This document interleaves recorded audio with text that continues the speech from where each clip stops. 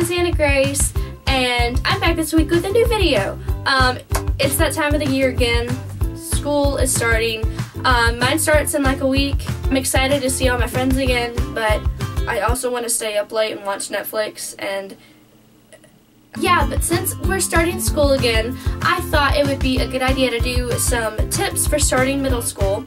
I'm in my second year of middle school, and the summer before my 6th grade year, I was really nervous about starting school. I just didn't really know what to expect, but I thought it would be good to give y'all a couple tips from what I've learned that may be helpful to y'all. So yeah, let's get into the video.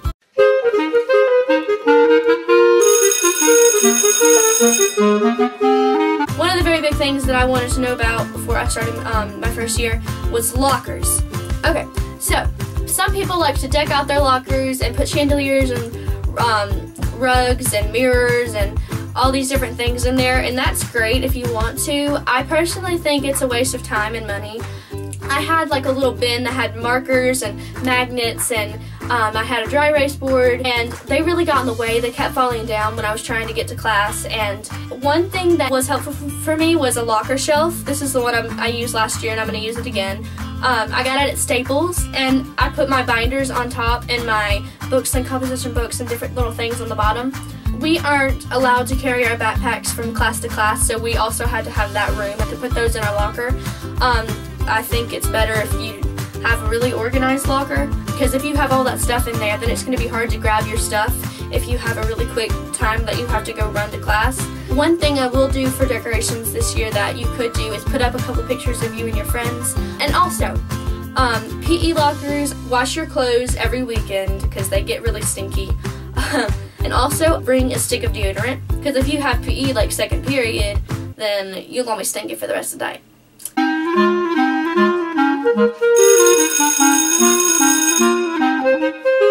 Next very big thing is getting to class. This was probably the top thing I was worried about, was being late to class. One tip I have is to have your visits to your locker scheduled. So don't go to your locker after every single class to get another book. What I did is I had a couple of my books for the next couple periods in my hand, and then after your third period, if that class is close to your next class, like they're just across the hall from each other, then that would be one that I would go to your locker. But if you're going to PE and then to one that's all the way on the other side of the school, well, that would be one where I would have a couple periods stacked up. Okay, next thing, have your bathroom visits planned. Some teachers won't let you go in class, some teachers will. You just kind of have to figure out which ones will let you go and which ones won't let you go. If you do ever ask to go to the bathroom in class, try to do it if you finished your work early, or right when you get in class if you aren't doing anything right away. Just try to do it when you're not in the middle of them teaching something, because then you'll miss that. And don't ask to go way too often in that class. Spread it out in between your classes, because then they'll just think you're trying to get out of class. So when you go to your meet the teacher or locker day or whatever, where you can go walk around the school, get your schedule and walk your route and try to find the quickest way to get to different classes. Kind of figure out, oh, this is where I would need to carry all 3 of these books. One thing I did was I had it written on a note card the first couple weeks of school before I had it memorized. You will memorize it, I promise. I didn't think I was going to memorize it, but you will eventually memorize it, because it just kind of gets stuck in your brain. Just know it's not the end of the world if you're late. Just try not to do it often. Okay, next tip is talking to your friends on the hallways. That's great, talking to your friends on the hallways. Don't stand there for a really long time though, because you could lose track of time and become late. I know if there were like a big group of people talking in the hallway, teachers would yell at them, be like, "Get to class!"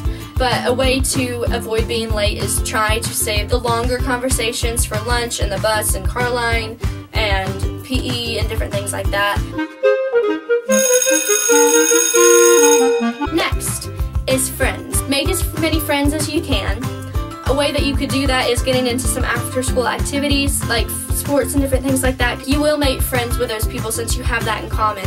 I'm just going to go ahead and tell you that you most likely, all the friends that you have in elementary school, they will not be your best friends by the end of the year. It depends if you all dance together and if you're on the same teams and different things like that, and y'all have the same classes and your lockers are close together, then you will probably stay friends. But When you move into middle school is when they start getting into different activities, people will move into different friend groups, people will get sucked into different things. Just don't be surprised if your best friend from 5th grade isn't, like, you aren't as close anymore. It may just be how it ended up. You will make friends if you get into school activities, and make sure just to talk to as many people as you can, make as many friends as you can. Middle school should be a fun time, so if something bad happens, shake it off. It doesn't really matter. It's just middle school. Just try to surround yourself with good people.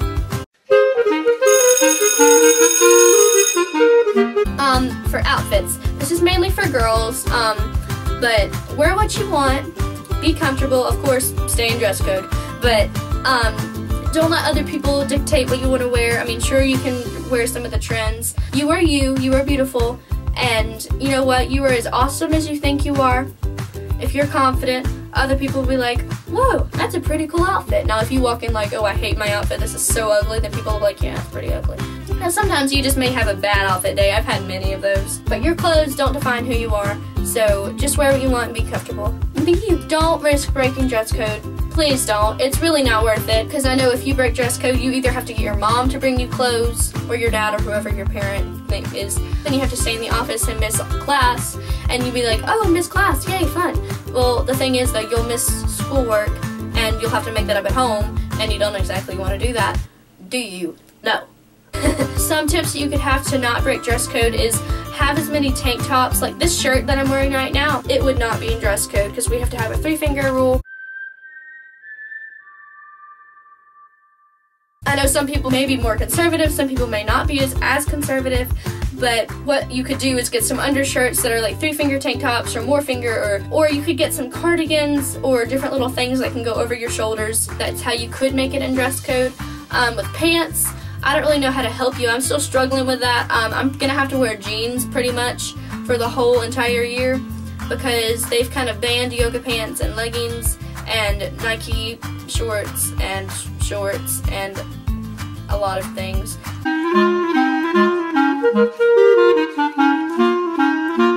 Lastly is class. Okay, try to make friends with teachers, get on their good side. It's always good to have a good relationship with them. Try to be as early as you can. If you can plan out all your bathroom and locker visits, then that will be great to help you being early. I know in a lot of my classes we had bell ringers, and they were things that we had to get done before the bell. So just be in class early for things so you don't miss out on little things that you may have to do for the teacher. Don't procrastinate on projects. I procrastinate a lot, so I'm not saying that I never procrastinate. Get your projects done. When they're given to you, get them done as soon as you can, because if you put them off, then you're going to be staying up till 1 a.m. finishing a project. Yeah, so just try your hardest and don't procrastinate. And then 2 little side note things for class that I brought that might be helpful is note cards and like a note card holder, and then markers. For tests, like I would use note cards and make them kind of flashcards, and I would use markers because markers were just more fun than pencils. And I would use the little Papermate little felt tip pens, and I would use those. So yeah, that is all for this video. I hope you all enjoyed. I recently just checked my subscribers, and I have like 214. That's amazing. Thank you all so much. And if you're new, you can subscribe down below and be part of the family. All of my social media links will be in the description. Please remember to give a big old like and a comment something nice. If you want to, you could give some tips of your own, and that might be helpful for people in the comments if you would like to too.